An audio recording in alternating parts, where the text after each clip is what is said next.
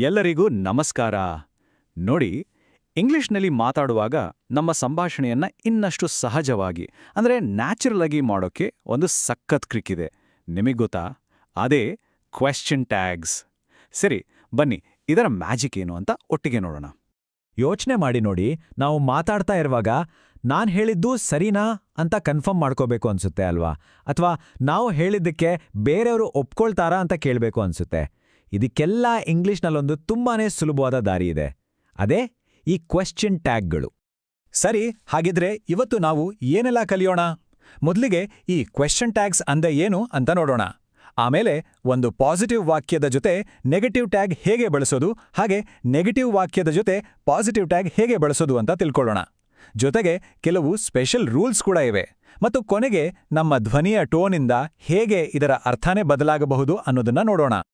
Okay, ಹಾಗಿದ್ರೆ ಶುರು ಮಾಡೋಣ ಅಲ್ವಾ? ಮೊದಲನೇದಾಗಿ ಈ ಕ್ವೆಶ್ಚನ್ ಟ್ಯಾಗ್ಸ್ ಅಂದ್ರೆ ನಿಜವಾಗ್ಲೂ ಏನು? ಬನ್ನಿ ಬೇಸಿಕ್ಸ್ನಿಂದ ಶುರು ಮಾಡೋಣ. ಇದು ತುಂಬಾನೇ ಸಿಂಪಲ್. ಈಗ ನಾವು ಕನ್ನಡದಲ್ಲಿ ಮಾತಾಡುವಾಗ ಹೌದಲ್ವೇ, ಅಲ್ವಾ ಅಂತ ಒಂದು ವಾಕ್ಯದ ಕೊನೆಗೆ ಸೇರಿಸ್ತೀವಲ್ಲ, ಅದೇ ಥರ ಇಂಗ್ಲಿಷ್ನಲ್ಲಿ ಒಂದು ವಾಕ್ಯದ ಕೊನೆಗೆ ಸೇರಿಸುವ ಒಂದು ಪುಟ್ಟ ಪ್ರಶ್ನೆನೇ ಕ್ವೆಶ್ಚನ್ ಟ್ಯಾಗ್. ಇದನ್ನ ಯಾಕೆ ಬಳಸ್ತೀವಿ ಅಂದ್ರೆ ನಾವು ಹೇಳಿದ್ದನ್ನ ಕನ್ಫರ್ಮ್ ಮಾಡ್ಕೊಳ್ಳಕ್ಕೆ ಅಥವಾ ಬೇರೆಯವರು ಒಪ್ಟಾರಾ ಅಂತ ಕೇಳಕ್ಕೆ ಅಷ್ಟೇ. ಸರಿ, ಈಗ ಮೊದಲನೇ ಮತ್ತು ಅತಿ ಮುಖ್ಯವಾದ ರೂಲ್ ನೋಡೋಣ. ಇದು ತುಂಬಾನೇ ಸಿಂಪಲ್. ನೆನ್ಪಿಟ್ಕೊಳ್ಳಿ, ನಮ್ಮ ಮುಖ್ಯ ವಾಕ್ಯ ಪಾಸಿಟಿವ್ ಆಗಿದ್ರೆ, ಅಂದ್ರೆ ಹೌದು ಅಂತ ಹೇಳೋ ವಾಕ್ಯ ಆಗಿದ್ರೆ, ಅದರ ಜೊತೆ ಬರೋ ಟ್ಯಾಗ್ ನೆಗೆಟಿವ್ ಆಗಿರಬೇಕು. ಒಂದು ಪಾಸಿಟಿವ್, ಇನ್ನೊಂದು ನೆಗೆಟಿವ್. ಇದೊಂಥರ ಬ್ಯಾಲೆನ್ಸಿಂಗ್ ಆಕ್ಟ್ ಹಾಗೆ. ಇಲ್ಲಿ ಒಂದು ಉದಾಹರಣೆ ನೋಡಿ. You are a student. ಇದೊಂದು ಪಾಸಿಟಿವ್ ವಾಕ್ಯ ಅಲ್ವಾ? ಇದರಲ್ಲಿ ನಾಟ್ ಎಲ್ಲೂ ಇಲ್ಲ, ಹಾಗಾಗಿ ಇದರ ಟ್ಯಾಗ್ ನೆಗೆಟಿವ್ ಆಗಬೇಕು. ಸೊ ಆಂಟ್ ಯು ಅಂತ ಸೇರಿಸ್ತೀವಿ. ನೋಡಿ, ವಾಕ್ಯದಲ್ಲಿದ್ದ ಆರ್ ಅನ್ನೋದು ಟ್ಯಾಗ್ನಲ್ಲಿ ಆಂಟ್ ಆಯ್ತು. ಸಿಂಪಲ್. ಇನ್ನಷ್ಟು ಉದಾಹರಣೆಗಳನ್ನು ನೋಡಿದ್ರೆ ಇನ್ನೂ ಕ್ಲಿಯರ್ ಆಗತ್ತೆ. He is very busy. ಅದರ ಜೊತೆ isn't he? You speak English. ಅದಕ್ಕೆ ಡೋಂಟ್ ಯು. ನಿಮ್ಗೆ ಆ ಪ್ಯಾಟರ್ನ್ ಅರ್ಥ ಆಗ್ತಾ ಇದೆಯಲ್ಲ? ವಾಕ್ಯ ಪಾಸಿಟಿವ್ ಆಗಿದ್ರೆ ಟ್ಯಾಗ್ ನೆಗೆಟಿವ್ ಆಗಬೇಕು, ಅಷ್ಟೇ ವಿಷಯ. ಒಂದು ಇಂಪಾರ್ಟೆಂಟ್ ಪಾಯಿಂಟ್. ಸಾಮಾನ್ಯವಾಗಿ ಈ ನೆಗೆಟಿವ್ ಟ್ಯಾಗ್ಗಳನ್ನ ಪೂರ್ತಿಯಾಗಿ ಆರ್ ನಾಟ್ ಅಂತ ಹೇಳಲ್ಲ. ಬದಲಿಗೆ ಅದರ ಚಿಕ್ಕ ರೂಪ ಕಾಂಟ್ರಾಕ್ಷನ್ ಬಳಸ್ತಾರೆ. ಆರ್ ನಾಟ್ ಬದಲು ಆರ್ಂಟ್, ವಿಲ್ ನಾಟ್ ಬದಲು ವೋಂಟ್ ಅಂತ. ಯಾಕಂದ್ರೆ ಹೀಗೆ ಮಾತಾಡಿದ್ರೇ ಅದು ಕೇಳೋಕೆ ನ್ಯಾಚುರಲ್ ಆಗಿ ಸಹಜವಾಗಿ ಇರೋದು. ಸರಿ, ಈಗ ಎರಡನೇ ರೂಲ್ಗೆ ಬರೋಣ. ಇದು ಮೊದಲನೇ ರೂಲ್ನ ಪಕ್ಕಾ ಆಪೋಸಿಟ್. ತುಂಬ ಸುಲಭ. ನಮ್ಮ ಮುಖ್ಯ ವಾಕ್ಯ ನೆಗೆಟಿವ್ ಆಗಿದ್ರೆ, ಅದರಲ್ಲಿ ನಾಟ್, ನೋ ಅಂತ ಏನಾದರೂ ಇದ್ರೆ ಅದರ ಟ್ಯಾಗ್ ಪಾಸಿಟಿವ್ ಆಗಿರಬೇಕು. ಈ ಉದಾಹರಣೆ ನೋಡಿ. ಮೇರಿ ಈಸಂಟ್ ಅ ಟೀಚರ್. ಇಲ್ಲಿ ಈಸಂಟ್ ಅಂದ್ರೆ ಈಸ್ ನಾಟ್ ಅಂತ ಇದೆ. ಸೊ ಇದು ನೆಗೆಟಿವ್ ವಾಕ್ಯ. ಹಾಗಾಗಿ ನಾವು ಇದಕ್ಕೆ ಪಾಸಿಟಿವ್ ಟ್ಯಾಗ್ ಸೇರಿಸಬೇಕು. ಅದೇ ಈಸ್ ಶಿ. ನೋಡಿ, ಈಸಂಟ್ ಅನ್ನೋದು ಟ್ಯಾಗ್ನಲ್ಲಿ ಬರೀ ಈಸ್ ಆಗಿ ಬದಲಾಯ್ತು. ಸಿಂಪಲ್ ಅಲ್ವಾ? ಈ ರೂಲ್ನ ಇನ್ನಷ್ಟು ಚೆನ್ನಾಗಿ ಅರ್ಥ ಮಾಡ್ಕೊಳ್ಳೋಕೆ ಬನ್ನಿ ಕೆಲವು ಉದಾಹರಣೆ ನೋಡೋಣ. They weren't late. ಅದಕ್ಕೆ ವರ್ದೆ. You didn't study. ಅದಕ್ಕೆ ಡಿಡ್ ಯು. ಪ್ರತಿಯೊಂದರಲ್ಲೂ ನೋಡಿ, ನೆಗೆಟಿವ್ ವಾಕ್ಯ, positive tag. Perfect balance. Okay, ಈಗ ನಿಮಗೆ ಬೇಸಿಕ್ ರೂಲ್ಸ್ ಗೊತ್ತಾಯ್ತು. ಪಾಸಿಟಿವ್ಗೆ ನೆಗೆಟಿವ್, ನೆಗೆಟಿವ್ಗೆ ಪಾಸಿಟಿವ್. ಆದ್ರೆ ನಿಮಗೆ ಗೊತ್ತಲ್ಲ, ಇಂಗ್ಲಿಷ್ನಲ್ಲಿ ಯಾವಾಗ್ಲೂ ಕೆಲವು ಎಕ್ಸೆಪ್ಷನ್ಸ್, ಕೆಲವು ಟ್ವಿಸ್ಟ್ ಇದ್ದೇ ಇರುತ್ತೆ. ಸೊ ಈಗ ಕೆಲವು ಸ್ಪೆಷಲ್ ರೂಲ್ಸ್ ನೋಡೋಣ. ಇವುಗಳನ್ನು ತಿಳ್ಕೊಂಡ್ರೆ ನೀವು ಪ್ರೋ ಆಗ್ತೀರಾ. ಸರಿ, ಇಲ್ಲಿ ಸ್ವಲ್ಪ ಕೇರ್ಫುಲ್ಲಾಗಿ ಕೇಳಿಸ್ಕೊಳ್ಳಿ. ಯಾಕಂದ್ರೆ ಈ ರೂಲ್ಸ್ ಮೊದಲು ನೋಡಿದಾಗ ಸ್ವಲ್ಪ ಕನ್ಫ್ಯೂಸಿಂಗ್ ಅನ್ಸ್ಬೋದು. ಆದ್ರೆ ಚಿಂತೆ ಮಾಡಬೇಡಿ, ಒಮ್ಮೆ ಅರ್ಥ ಆದ್ರೆ ತುಂಬಾನೇ ಸುಲಭ. ಇದು ಎಲ್ಲಕ್ಕಿಂತ ಕಾಮನ್ ಆದ ಮತ್ತು ಎಲ್ಲರೂ ತಪ್ಪು ಮಾಡುವ ಒಂದು ಸ್ಪೆಷಲ್ ರೂಲ್. ನೋಡಿ, ವಾಕ್ಯ ಐ ಆಮ್ ಅಂತ ಶುರುವಾದ್ರೆ ಅದರ ಟ್ಯಾಗ್ ಆಮ್ ಅಂಡ್ ಐ ಅಂತ ಆಗಲ್ಲ. ಅದು ಕೇಳೋಕೆ ಸರಿಯಿಲ್ಲ ಅಲ್ವಾ? ಬದಲಿಗೆ ನಾವು ಆರ್ ಅಂಡ್ ಐ ಅಂತ ಬಳಸ್ಬೇಕು. ಇದು ಸ್ವಲ್ಪ ವಿಚಿತ್ರ ಅನ್ಸಿದ್ರೂ ಇದೇ ಸರಿ. So I am late, aren't I ಅಂತನೇ ಹೇಳಬೇಕು. ಇದನ್ನ ಚೆನ್ನಾಗಿ ನೆನ್ಪಿಟ್ಕೊಳ್ಳಿ. ಇನ್ನೊಂದು ಫಿಕ್ಸ್ಡ್ ರೂಲ್.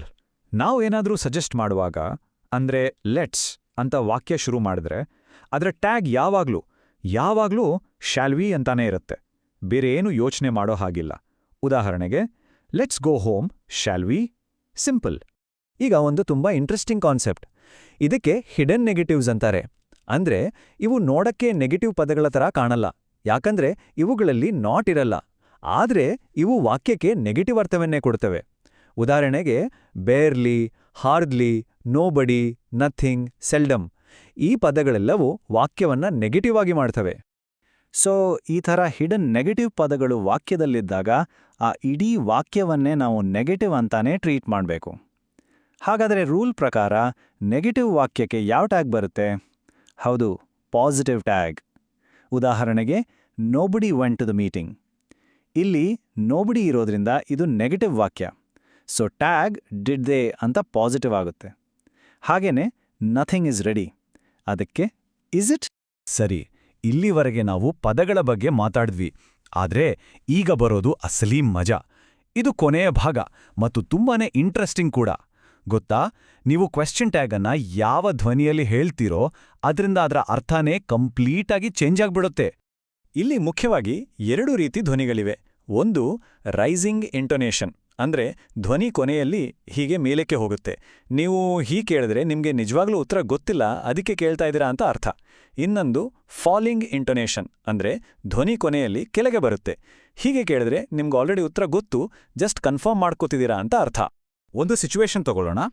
ಜಾನ್ಗೆ ಸ್ಪ್ಯಾನಿಷ್ ಬರುತ್ತೋ ಇಲ್ವೋ ಅಂತ ನಿಮಗೆ ಡೌಟ್ ಇದೆ, ನಿಮಗೆ ಖಚಿತವಾಗಿ ಗೊತ್ತಿಲ್ಲ. ಆಗ ನೀವು ಏರುವ ಧ್ವನಿಯಲ್ಲಿ ಹೀಗೆ ಕೇಳ್ತೀರಾ, John doesn't speak Spanish, does he? ಗಮನಿಸಿದ್ರಾ? ಡಸ್ ಹಿ ಹೇಳುವಾಗ ನನ್ನ ಧ್ವನಿ ಹೇಗೆ ಮೇಲೆ ಹೋಯ್ತು ಅಂತ? ಇದೊಂದು ನಿಜವಾದ ಪ್ರಶ್ನೆ. ಈಗ ಅದೇ ವಾಕ್ಯವನ್ನ ಬೇರೆ ರೀತಿ ನೋಡೋಣ. ನಿಮಗೆ ಆಲ್ಮೋಸ್ಟ್ ಗೊತ್ತು ಜಾನ್ಗೆ ಸ್ಪ್ಯಾನಿಷ್ ಬರಲ್ಲ ಅಂತ, ಆದ್ರೂ ಒಮ್ಮೆ ಖಚಿತಪಡಿಸ್ಕೊಳಕ್ಕೆ ಮಾತು ಶುರು ಮಾಡ್ತಿದ್ದೀರಾ. ಆಗ ನಿಮ್ಮ ಧ್ವನಿ ಕೆಳಗೆ ಇಳಿಯುತ್ತೆ, John doesn't speak Spanish, does he? ಇಲ್ಲಿ ಡಸ್ ಹಿ ಹೇಳುವಾಗ ಧ್ವನಿ ಕೆಳಗೆ ಬಂತು ನೋಡಿ. ಇದು ಪ್ರಶ್ನೆಗಿಂತ ಹೆಚ್ಚಾಗಿ ಒಂದು ಮಾತನ್ನ ಕನ್ಫರ್ಮ್ ಮಾಡ್ಕೊಳ್ಳೋ ರೀತಿ. ಹಾಗಿದ್ರೆ ಇವತ್ತು ನಾವು ಕಲ್ತಿದ್ದನ್ನ ಒಮ್ಮೆ ಫಟಾಫಟ್ ಅಂತ ರಿವೈಸ್ ಮಾಡೋಣ. ರೂಲ್ ನಂಬರ್ 1, ಪಾಸಿಟಿವ್ ವಾಕ್ಯ ಇದ್ರೆ negative tag. Rule number 2, negative ವಾಕ್ಯ ಇದ್ರೆ ಪಾಸಿಟಿವ್ ಟ್ಯಾಗ್. ಐ ಆಮ್ ಜೊತೆ ಆರಂಟ್ ಐ ಮತ್ತು ಲೆಟ್ಸ್ ಜೊತೆ ಶಾಲ್ ವಿ ಅನ್ನೋ ಸ್ಪೆಷಲ್ ರೂಲ್ಸ್ ಮರಿಬೇಡಿ. ಮತ್ತು ಕೊನೆಯದಾಗಿ, ನಿಮ್ಮ ಧ್ವನಿಯ ಟೋನ್ ಇಡೀ ಅರ್ಥವನ್ನೇ ಬದಲಾಯಿಸುತ್ತೆ ಅನ್ನೋದನ್ನ ನೆನ್ಪಿಡಿ. ಸೊ ಇಂಗ್ಲಿಷ್ ಕಲಿಯೋದು ಒಂಥರ ಖುಷಿ ಕೊಡೋ ವಿಷಯ, ಇಸನ್ ಇಟ್? ಈ ಪ್ರಶ್ನೆಯೊಂದಿಗೆ ಇವತ್ತಿನ ಈ ಚರ್ಚೆಯನ್ನ ಮುಗಿಸೋಣ. ಅಭ್ಯಾಸ ಮಾಡ್ತಾ ಇರಿ, ನೀವು ಖಂಡಿತ ಇದರಲ್ಲಿ ಮಾಸ್ಟರ್ ಆಗ್ತೀರಾ.